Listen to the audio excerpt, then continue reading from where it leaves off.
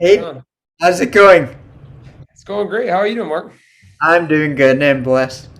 Um, I'm wondering if we can start with a brief introduction of yourself. Tell us who you are and what you do.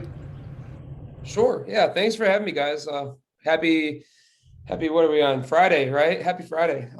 So I'm Nick Lucius. I'm the National Director of Injury Recovery here at BARWIS. That encompasses our sports and our sports science, our sports orthopedic practice, and then our neurological reengineering program. So kind of all in one bundle. I oversee those, and I'm super lucky and blessed to be able to work with clients with various levels of injuries, from orthopedic to sports injuries, and most namely our neurological population. So super excited to be able to have that.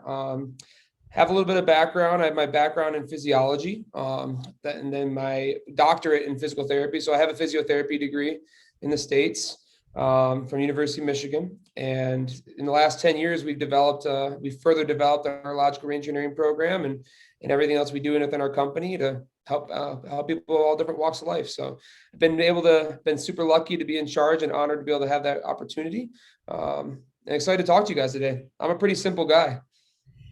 Actually, I reached out to you. I reached out to Mike Barwis Yes, sir. because just finished watching um, what is it called, 7 yards, Mhm. right? And then I figured I would reach out. So, for people that don't know, do you want to explain what Barwis is and the Barwis method? Sure. Yeah. So, like Mark said, Mike Barwis is the founder and the CEO of BARWIS. That's our company that comes across now three different states and two international. That's Mike Barwis is the founder. Again, like I said, he was a head strength coach. So he had a background in physiology and medicine, but he was a performance coach at the University of Michigan. He ran all the sports teams, did all 40 events at the University of Michigan. He was responsible for that. And one day, one of the clients, one of the incoming recruits, the freshman on the team, his brother had a spinal injury, and he ran out of insurance and was kind of looking for the next step in his recovery process. And if you guys met Mike, I mean, you can see on 7 yards, or you can see on any of the documentaries, he's a very fiery, very passionate person. And told this individual, come to the weight room at 5 a.m. tomorrow, and let's get to work. So that was the foundation and really the build up of our neurological program. So it's been about 11 years ago now, a little bit over that than that now. And so Mike's journey and background has led to multiple facilities and multiple programs, and I've been lucky enough to be along for the ride, which has been really fun. So that's kind of the background of our company. Our company is a performance and rehabilitation company. So we work with the top athletes in the world. We work with people trying to take their first step for the first time and their first step for the second time. Mike always says, if we train anyone that can walk and talk and some that don't, but our dream and our goal is someday they will. And so that's kind of what we've wanted to build our company on, and our group of people. Um, it starts with him. So it's really special. And I'm just lucky to be a part of it. But, we work with people of all different walks of life from all over the world, from South Africa, Israel, England, you name it, Italy, and all over the country. So when I mean the country, the States. So, we've had a lot of fun and a lot of success and a lot of hard work throughout the years, but couldn't be more happy to have a team like what we have here in our multiple facilities, and have a mentor like Mike on our staff. So, You mentioned that you have two international facilities. Where are those? yeah, so those are not necessarily full BARWIS facilities; they're partnered facilities. One's in Tokyo and the other one's in Tbilisi, Georgia. So those are the two that are international. They're still integrating the full neurological program. So the true neurological engineering program would be found in the States currently. We're hoping to expand it out. COVID, as everyone else can say, threw a wrench in the plans. But we're still working on making sure we can bring that out there for everyone across the globe. But right now, it's primarily in our two Florida, our Michigan, our Colorado facility, our new Colorado one, where I'm at right now. What is neurological reengineering like? Uh, break it down for us. Sure. It's so that's a term that was kind of coined by Mike and in the development of our training philosophies and methodologies. The root of neurological engineering is that it's a systematic and a detailed way of assessing and training individuals with various neuromuscular deficits. So what we look at is we want, for example, if someone was to be in the program, we do an evaluation akin to something that maybe you've done in medicine or PT, but what we do is we look at every single joint and every single movement and what types of resistive factors or what type of things would be actually inhibiting this function from occurring. And something in the world of ataxia, excuse me, co-contraction, inappropriate antagonistic function, inability for multiple groups to synergize together. These are all, and synergize mean work together in unison. These are all these are commonplace in an ataxic individual. And so one things that we do in our program is we assess from the head down. We look at every single thing you could look at in terms of function, resistive function, and how well they can work together. And we draft up a training program for you. That program is done for 8 to 10 weeks at a time. We want to make sure we draft it out to make sure that we have consistent stress. The body is going to be a product of what we consistently and habitually demand upon it. And so our training program, as the name implies and as the company implies, it's very intensive. We get after it, but it's also very detailed and pointed to what type of deficits and impairments we're working with. So one of the things I picked out there, I think maybe I can explain it, maybe, is sometimes people with ataxia or whatever, over time they develop certain things to compensate for deficiencies in the way they move. And those compensations are not necessarily the right thing to do, but it just gets them by. And you're essentially trying to go back to the beginning and work out those bugs, right? Yes, sir. Oh, sorry, I didn't mean to cut you off. Sorry, Mark. I was done. Okay. Yeah. So to that point, you're right. I mean, we're all crafty creatures. We're going to find ways to get through the day and make our tasks be more easily done. Right. Part of our assessment is we're going to look at all those small muscle groups, all those, not just by themselves, but how well do they function with the larger groups in actual movement, and how can we orchestrate movement more fluidly and more cohesively to allow us to do what we want to day to day. To your point, yeah, the compensation patterns, they definitely lead to other orthopedic or joint pain or inefficient gait or slowed gait or decreased accuracy in movement. All those things 100% are part of it. And then when you have ataxia, that's just going to compound when those muscles can't all work together. So I always think about it as a full orchestra, right? When we do movement. And if you take away some of those pieces, it makes it much more difficult to have that beautiful or that fluid final product of the music that you want to play. And so what we try to do is we look at every single movement we're working with, say, okay, if we're having a hard time with, let's say, reaching, right? For me to reach directly through the screen to you, and I'm having a hard time with not only just the accuracy, but also the speed and fluidity of the movement. Let's look at the neck. Let's look at the scapula. Let's look at the muscles more proximal to the brain. And let's do everything we can to bias those external proprioceptors to give us good cues for you to elicit the movement effectively. Let's go even further up. Let's look at the vestibular system. Let's look at the visual tracking. Let's look at all those things. Going back to the vestibular, that's your ability to maintain gaze and coordination with head movement. And so being able to tie in all those factors together is something that's what we take very seriously in our programming, our training programming. There's no real stone left unturned. We want to make sure we do everything we possibly can for the individual. So it's a little bit different than a standard, we're not great at bringing our arm back, so let's just do that. We're really trying to tie together every single contributing factor to allow that movement to occur. And then we go ahead and we train it effectively, as effectively as possible.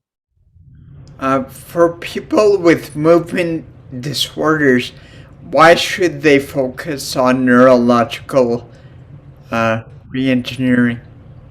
For sure. I mean, at the end of the day, any activity will always be a good thing, right? I think having a very pointed approach, like a good physiotherapy program, is always ideal. Selfish plug, I'm a PT too. So I always want to make sure that, I advocate for my clients with ataxia, that they're staying as active as possible.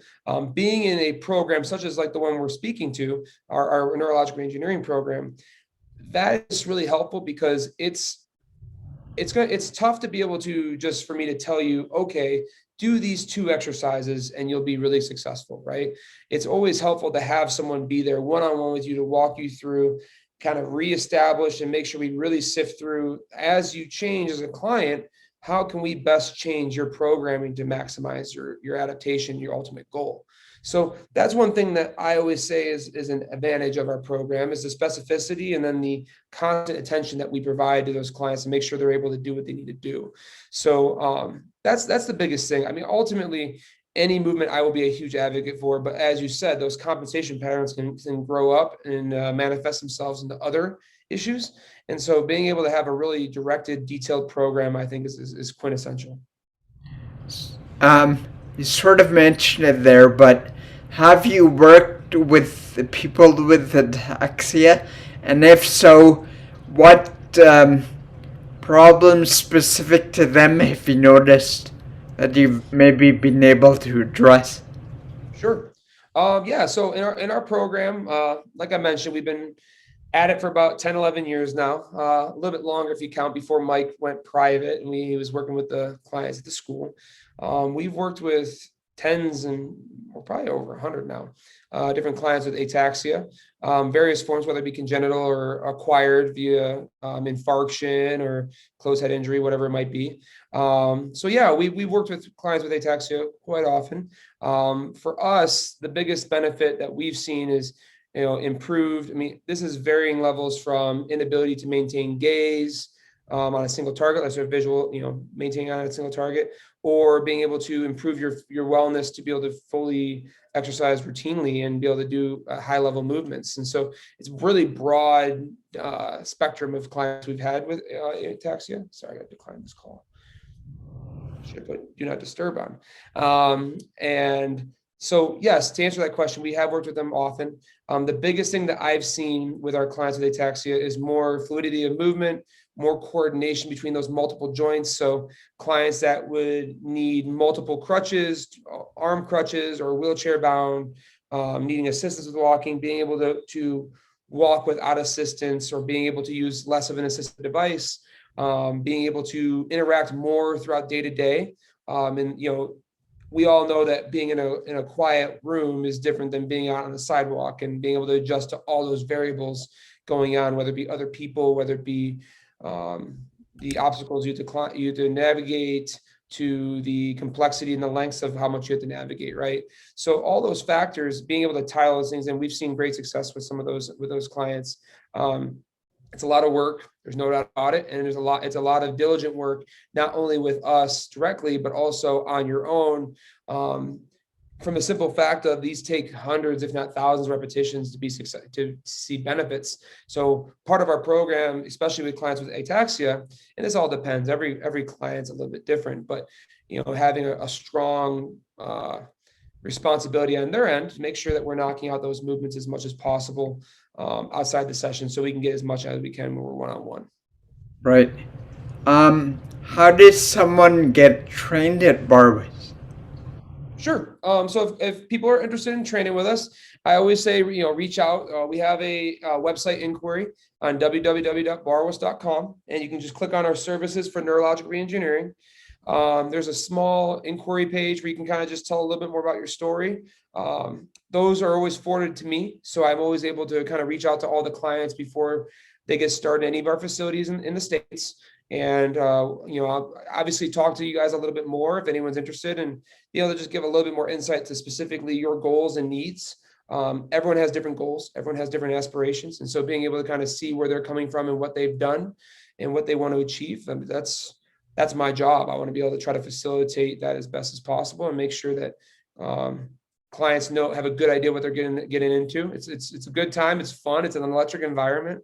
We have people from all different walks of life, whether you're a NFL football player or you are a NHL hockey player, or you're one of our clients in our neurological program, or general gym member or a young kid.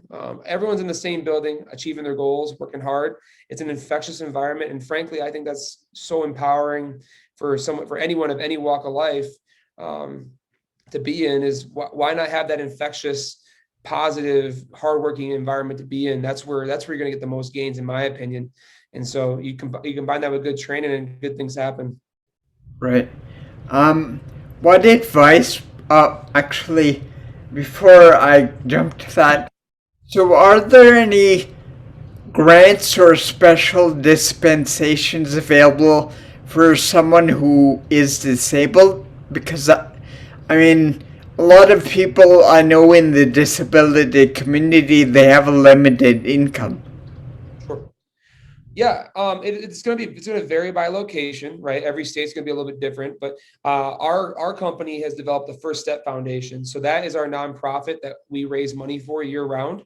That money goes directly, so all the money we raise goes directly into scholarships to be able to provide individuals with financial means of training. So that's one of the biggest holes that we saw when we originally started out in this program so long ago. Is insurance is cut off, insurances don't cover certain services. And the amount of work that an insurance would allow for isn't going to necessarily meet the bar of what this individual needs to be successful, the client. So, and that's ultimately what we're here for, is to help out and help people. So we developed that nonprofit. We have a scholarship fund that goes out. And like I said, if we have the means, we give out scholarships. We want to make sure everyone has the opportunity to have access to good training and good opportunities to be successful. So our First Step Foundation is our own scholarship that we have in-house. In addition to that, I mean, if you're in the United States, there's always scholarships, whether they be local. Every state we work with, we have different levels of relationships with in terms of funding and assistance. And internationally, that might be more of a private grant situation. So looking for larger groups to partner with, that would be the biggest advice I would recommend from out of country clients. But yeah, the in-state ones and anyone that's in our company, the clients they all have access to the First Step Foundation scholarship, and I highly recommend it for everyone to be a part of it. That's one of the biggest reasons I love being a part of this company, is we put people first. And it's funny, every gym. This is the fourth gym I've opened now in this company. I'm in Denver now, and I love this mantra and I love what this stands for. So this is what I'm so passionate about. But the first thing we put on any wall in the gym is our quote from Mike, is that the people we work with today mean more to us than we mean to ourselves. We will be good at our jobs. And that's honestly the ethos of who we are. And that's why I love our scholarship foundation. I love our neurological program. And ultimately, I love serving people. So that's kind of what we can do in-house. But obviously, anything external, if you need letters for me in order to facilitate getting that funding, I'm only an email away, and I'm happy to give emails. I'll give you my cell phone number if you want. Just don't call me at 3 a.m. But I'm happy to do whatever I can to help anyone out. And what advice would you give to someone who's hesitant about starting a physical exercise program, whether it be at BARWIS or anywhere else? Sure. I would always recommend, no matter what your age, no matter what your level of function or your deficits or your goals, that does not dictate that we can't get a good day one, right? We can always start somewhere. It doesn't have to be running through the wall intense, but we all can benefit from having that movement, no matter what our situation is. So being able to find some things that I always recommend, if I can't see a client face to face, let's find some things that we're really good at, what things we like to do. And it can be something simple. It can be something as far as reaching across your body, or sit to stands, or standing up for prolonged periods of time, or doing curls, or whatever it might be. Let's start somewhere. And let's figure out within that thing we're really good at, what things are we not so good at within it. So for example, if I love reaching, or I love doing some like pressing motions, where am I not so good at with it? And we can start being intuitive, because movement's intuitive to it, all of us. Whether you had an acquired or you had a congenital ataxic presentation, we are naturally bound to move. We want to move. We like moving. And so you'll find things that we're really good at and then build off of that, saying, if I love pressing, okay, let's see if I can press up a little better. Is that hard for me to do? Okay, well, let's try to do it with an assistance. Maybe use the other hand, or maybe let's use like a ball or a foam roller on a wall and push ourselves up. Any good reps in that is good repetitions in my mind, as long as we're able to get the ball rolling. And then obviously when you're prepared to kind of start a more detailed or pointed approach, let's get after it. I think even if you have a very limited or really no movement background or recent experience, programs like this, or starting physiotherapy again, even if it wasn't as helpful for you the first time, or the second time, or whatever it might be, it's a step in the right direction. We are what we habitually do, and that is diagnosis non-specific, right? So I'm always an advocate. You got to make sure we move as much as we possibly can. We need to load ourselves as much as we can. Small incremental gains is the name of the game. We don't want to necessarily think about trying to achieve the goal overnight. Let's worry about, no goal is done overnight.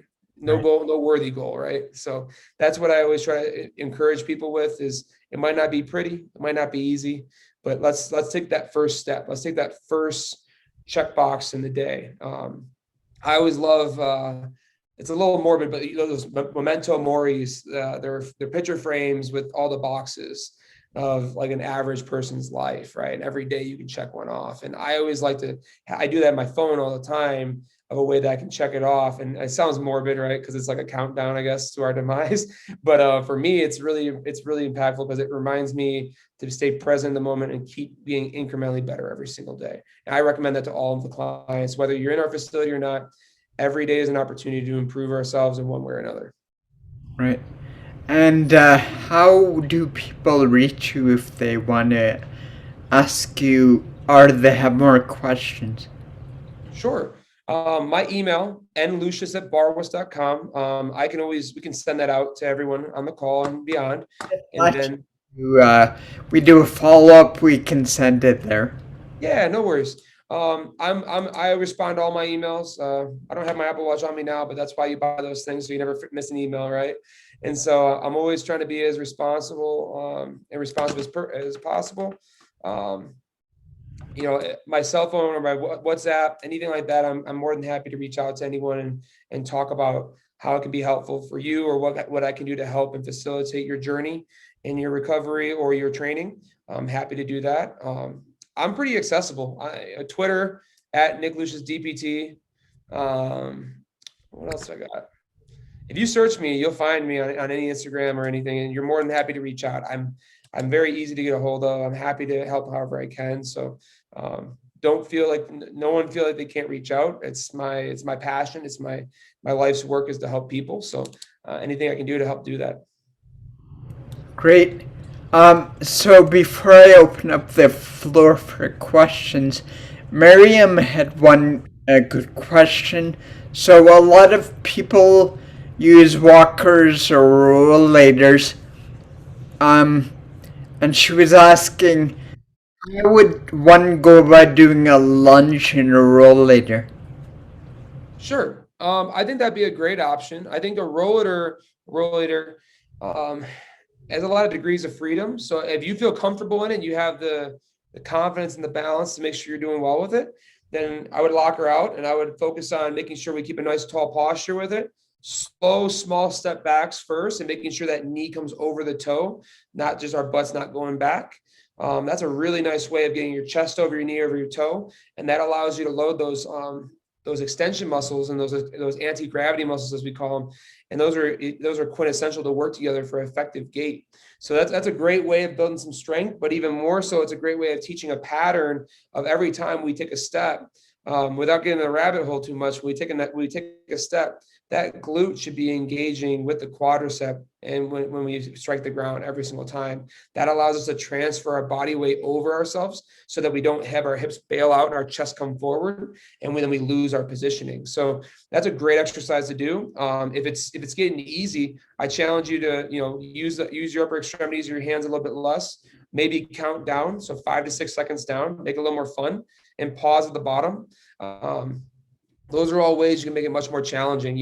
One of the things to always think about with, if you're someone with ataxia, varying levels, whatever it might be, giving that consistent stressor, that consistent load over time, that's going to help you recruit and stay on that recruitment pattern more effectively. That gives you great feedback back to your cerebellum, which will then dictate that what we call that ataxic response, or that classic ataxia. So, we can use the periphery, those sensory nodes all throughout our body, those proprioceptors, as we call them, to load them in various ways, and load them under longer periods of time, and a little bit more intense than maybe we're accustomed to. That sends a great signal back to our spinal column and allows us any signal going back to our cerebellum, our basal ganglia, our primary motor cortex, and will be facilitatory in helping with that. And also, I would add, when it comes to questions of form, that's when it's beneficial to have a friend or someone kind of knowledgeable, or a coach or a trainer, because you need that objective view, right? Not many people are that self-aware, and they just sort of overlook the little things because it's not convenient to look at your own mistakes, right? 1000%. 1000%. That's honestly one of the biggest reasons why I advocate for, to work with a trainer or a coach, even a friend that's aware of these movements. And, we've even had clients and people in the past who've gotten evaluated, came in, learned some stuff they need to be working on. They head back home with a friend, a loved one, coach, whoever it might be, and they get after it with that guidance. So yeah, I mean, having that eye, we're always going to be, some people are their best critic, but most of us, we are willing to overlook certain things, and that's not it's not a fault or a negative of us. It's kind of human nature. So, for us, for my recommendation, yeah, having someone in your corner is huge. Right. So let me, thanks a lot, Nick, for taking the time to speak with us. Let me open up the floor for questions. If anyone has a question, please raise your hand using the raise hand reaction button, or you can just type it in the chat and I'll read it out. But raise your hand and I'll unmute you and you can ask your question. Okay, we got one from Charla. Charla, go ahead. Hi, can you guys hear me? Yep. Hey, Charlotte. Hi. So I have a spinal cord injury. However, my brother has a genetic type of rare type from Canada, born in Southern California. Okay. So I just wanted to know a few things, like the pain receptors for the nerves with the cartilages. You're saying that the energy from the movement with the spine, even though it's compressing, could give it more space as well, possibly? Sure. So, I mean, whenever you think about disc space, and whenever you think about pressure from either a collapsed disc or a spinal procedure, whatever it might be, yeah, movement's going to be our number one thing. I mean, pain receptors are always going to be two things, right? You're thinking about an actual pain receptor at the site of an injury. So if I poke my hand, that's going to have a pain receptor, right? But also, if we don't have movement in that area over time, think about like the map of our brain. It gets fuzzy in those areas. So any stimulus going back to that area can be perceived as painful. So it's one of those things. It's almost like I always say, like if you took a map of the world, and if you didn't do as much movement, or you weren't having as much movement as you previously were in that area, that region of your brain gets a little fuzzy. It's like maybe North America doesn't look as clean anymore. And so and then it becomes confusing. And anytime you have a lack of clarity or a stimulus that hasn't been there in a long time, it's much more profound, and typically it'll be perceived also as pain. So yeah, movement 100%. And whether you had a fusion or you didn't have a fusion, whether you have any type of prosthesis or not, factor for us to be able to be successful with it. Small gradual increases in movement should be the proper go about. Thank you. Yeah, of course. Thanks. Sorry, just one more question. No worries. For my brother, he isn't here. He just left his job actually, so it's awesome. Ooh. But I was just wondering with the multiple compact falls on certain hips, ankles regions, and the way that people walk with braces or his mobility issues. Does anything correlate with like eye pain, ear pain, other pain? Like when I went to one of my doctor's appointments, they call it like a reference pain, or they called it something, I don't remember. Referral pain, thank you.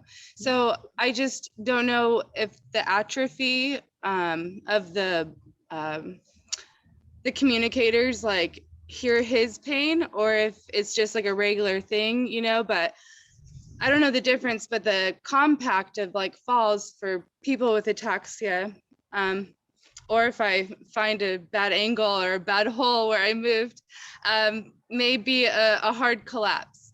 So those impacted injuries, if they happen pretty regularly, how do you keep up with the 8 to 10 week program, or is it try to like obviously be a lifestyle, but could it be like virtually, or do you have to be physically present for your like help? Sure. Great questions. I guess I'll go start from the end of the question, work our way back. It might make it easier. To answer your question, being in person is super helpful because it gives us a little bit more time to have that exchange and that conversation. With that being said, we can still get a lot of stuff done virtually. It's just not gonna. It's gonna be a little bit more difficult and a little bit more patience on both sides, I guess you could say. You know, it's a little tough in the new worlds of doing everything on virtual. We're getting better and craftier at doing it online, but it's more challenging for sure. So in person, at least for the initial evaluation, maybe get the ball rolling for a few days. And if you feel comfortable going back home and knocking it out with that loved one or that coach or friend, is helpful. To answer your question about those compacted falls or the compound falls, you know, one thing to kind of keep in mind, ataxia or not, is the three things that kind of keep us upright and keep our balance solid is going to be our visual system, our eyes, our inner ear, our vestibular system, and our proprioception or our proprioceptors across our entire body. And those three things all work together to give us a solid picture of where we're at when we're doing any task. And so, you know, when you start having, you know, eye pain or ear pain, eye pain can come from a variety of reasons, whether it be, you know, tension headaches, whether it be, you know, straining of the muscles, the interocular muscles of your eye. It can really be a loaded bag. It would be hard for me to give you a definitive on that. But I will say that if you're having difficulty with inner ear problems or eye dysfunction, it would make a lot of sense why those falls start happening more habitually, because now those three systems that should be working together to give us good feedback where we're at are not doing so. So the likelihood of having a fall is much higher if we're walking with an ataxic gait. And my head position, if I'm not able to coordinate my head position with the rest of my body when I'm moving, well, that's our righting reflex. That's what keeps us upright, right? So it might not be really the sensory organs or the proprioceptors in our legs that are giving the bad feedback to our cerebellum and the rest of our brain. It might be that our inner ear or our visual system is not appropriately doing that. And anyone can really test this for themselves if they ever wanted to play around with it. If you're able to stand, or even if you're not, if you're seated in a position that's difficult for you to do, maybe with no assistance, close your eyes and see how much more difficult it is to maintain that balance and maintain those eyes closed. So once you start seeing those systems not work together as well, then yeah, it makes it a little more compounded in terms of difficulty for sure. So, you know, one of the biggest things I would advocate for is looking at a very detailed screen, such as what we talked about earlier, is seeing how well can our inner ear, how well can our eyes, or how well are those coordinating with the sensory organs in our body? Because those sensory organs will always send back to our cerebellum. You know, your cerebellum has the feed forward and the feedback mechanisms to help learn with motor learning and improvement of motor learning.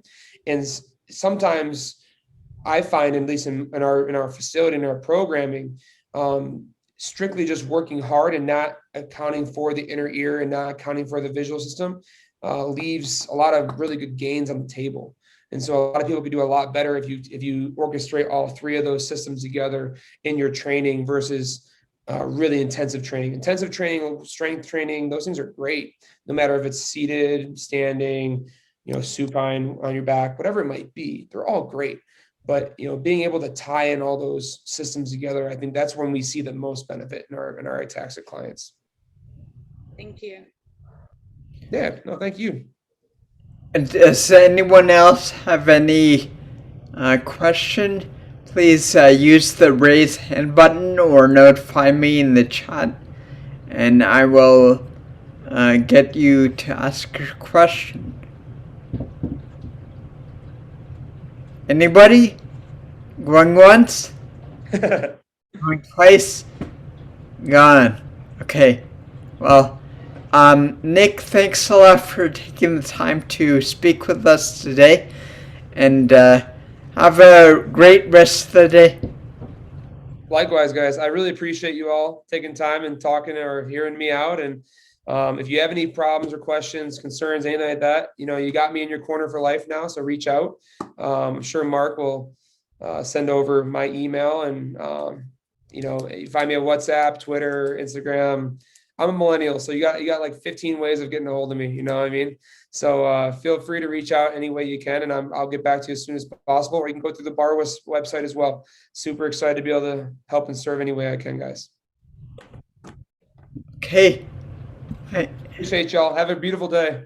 Take care.